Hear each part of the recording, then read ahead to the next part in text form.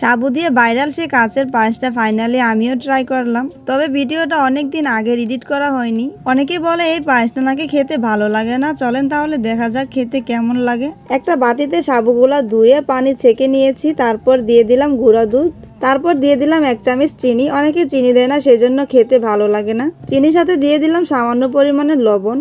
যে কোনো মিষ্টির সাথে সামান্য পরিমাণে লবণ দিলে খেতেও ভালো লাগে। হাত দিয়ে মাখার পর দেখি সাবুগুলা এখনো অনেকটাই আস্ত আস্ত আছে, সেজন্য একটু গরম পানি দিয়ে দিলাম।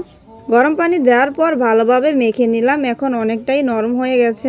মাখা হয়ে গেলে একটা প্লেটের ভিতর অল্প পরিমাণে তেল দিয়ে দিব। পুরোটা প্লেটে তেলটা দিয়ে ছড়িয়ে নেব, তারপর একটু হাতও মেখে নিব।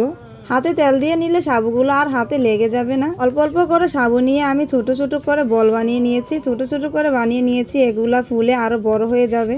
দেখো আমার কিন্তু সবগুলা বল বানানো একদম কমপ্লিট। তারপর একটা সসপ্যানের ভিতর দুধ ঢেলে নিলাম। এখানে আমি আধা কেজি পরিমাণে দুধ নিয়েছিলাম। দুধটা অনেকক্ষণ জাল করার পর দিয়ে দিলাম সামান্য পরিমাণে লবণ, একটা তেজপাতা আর 2টা দারচিনি। তারপর দিয়ে দিলাম চিনি। চিনিটা যার যার পরিমাপ অনুযায়ী দিয়ে দিবেন। অনেকক্ষণ নাড়াচাড়া করে আর একটু স্বাদ বাড়ানোর জন্য দিয়ে দিলাম গুঁড়া দুধ।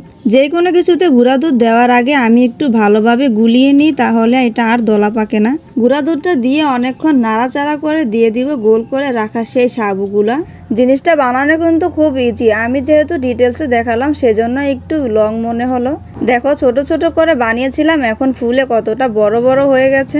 এই পর্যন্ত কে কে এই ভাইরাল কাঁচের পায়েসটা ট্রাই করেছে অবশ্যই কমেন্ট করে জানিও। এ পর্যায়ে আমি চুলাটা বন্ধ করে দিয়েছি। ঠান্ডা হলে এটা আরেকটু ঘন হয়ে যাবে।